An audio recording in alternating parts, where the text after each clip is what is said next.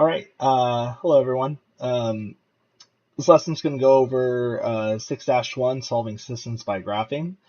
So last unit, we just talked about how to graph a line, a couple different ways to kind of set it up. We're going to really look for graphing lines in solving systems is to make sure that we set it up in our slope-intercept form and kind of go from there. So today's objective, graph a system and find where they intersect. And that's kind of the crux of what we're going to be doing in this. Really important, the solution of a system. What does that mean? Again, just how we've been talking about all year. When we say the word solution, that means the answer. So what does it mean to have an answer to a system? As we kind of talked about in yesterday's lesson, something that's a solution is something that makes it break even, something that makes it true at the exact same time. So for our purposes, what we're talking about when we're solving by graphing is that this is the location where the graphs intersect. And that's really what we're looking for, is when we're finding that solution, is where is that spot where the two graphs intersect one another. Okay, so when we go through and we want to solve by graphing, we're going to go ahead and break it down into 3 easy steps. So step 1, we're going to make sure that we put both lines into slope-intercept form, y equals mx plus b. So that'll be our first step. Sometimes this will already be set up for us like this, so then we're basically ready to jump in and start graphing, like we talked about in last unit. Or we may need to manipulate the equation to get it like that, so then it's in a form that we like to use to graph.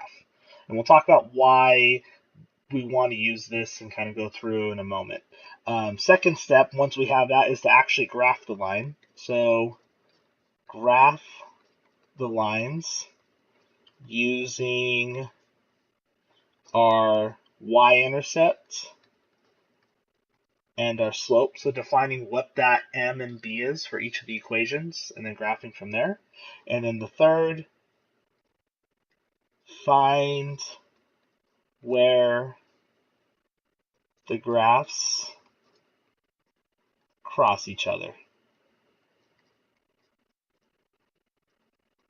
So that'll be kind of our step breakdown as we are going through the problems.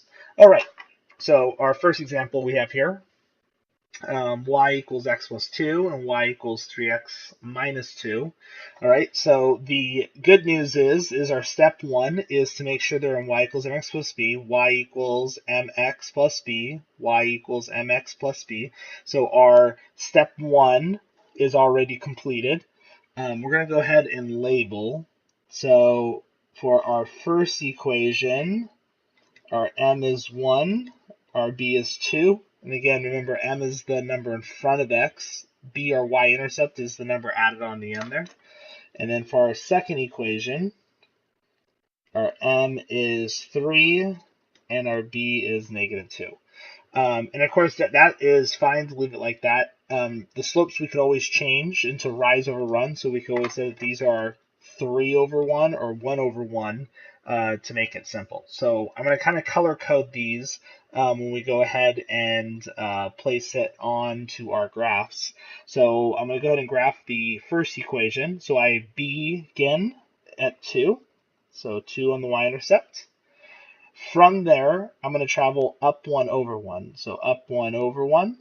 And like we mentioned before, last chapter, we want to really make sure that we put lots of dots so our graph is very accurate. And it's going to even be more important for this chapter to make sure that we could actually find out where they intersect. So up 1 over 1, up 1 over 1. And of course, I don't have to just go one direction. I could also go the other direction. So down 1 over 1, down 1 over 1, down 1 over 1, down 1 over 1. And I could go ahead and connect those. in the most straight line you've ever seen in your life.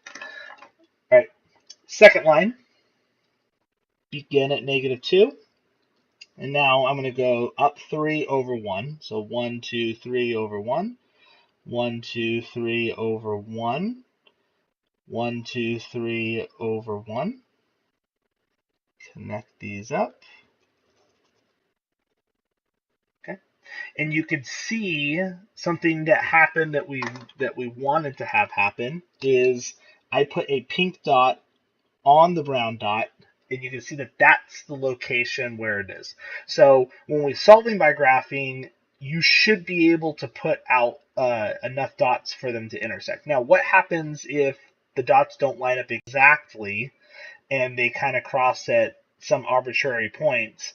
We may not be able to figure out what the solution is by our eyes, and there's going to be other ways to solve systems that we're going to talk about in the next couple sections.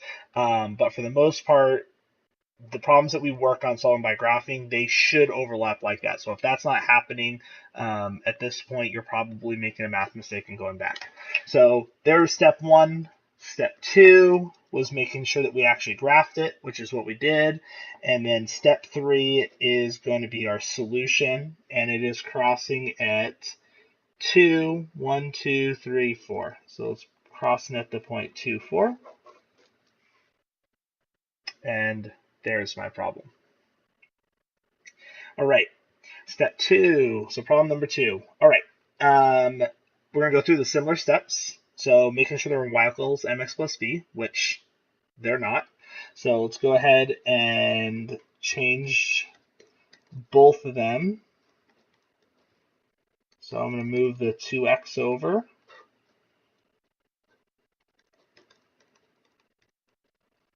Divide by -1.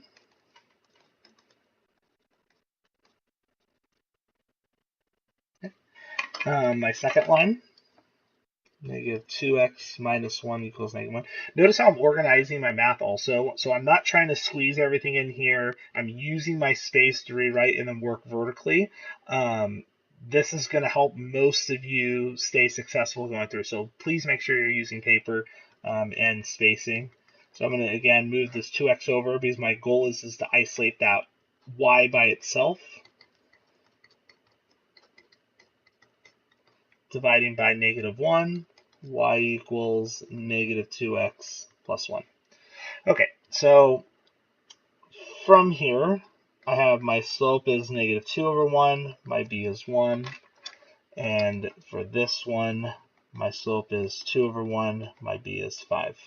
All right, so there's step 1 done, making sure it's in y equals mx plus b. Step 2, figure out what my slope and y-intercepts are. I'm going to go ahead and graph them. So for my first one, begin at 5. Now notice my graph is kind of small, so I can't go up and over. Well, I could always extend my graph if I need to. But as of right now, I'm going to go ahead and work on going the other direction. So 1, 2 over 1, 1, 2 over 1, 1, 2 over 1, 1, 2 over 1. There's my first line. And then now my pink line I'm going to graph. So I'm going to begin at 1. 1, 2 over 1, 1, 2 over 1, 1, 2 over 1. Now, it doesn't necessarily help if I keep counting this way because it's clear at this point that my graph is going to be crossing somewhere up here. So I don't need to continue going that way. I'm going to make sure I go up and over the other direction, up 2 over 1. Perfect. That's exactly what I want to have happen, where I put the 2 dots on top of each other. 1, 2 over 1. Okay. And there's step 2. And then lastly, step 3 is where they intersect. I like to circle it to make it obvious to myself where it's at. And that's going to be crossing at -1, 1, 2, 3. All right. And there's my solution.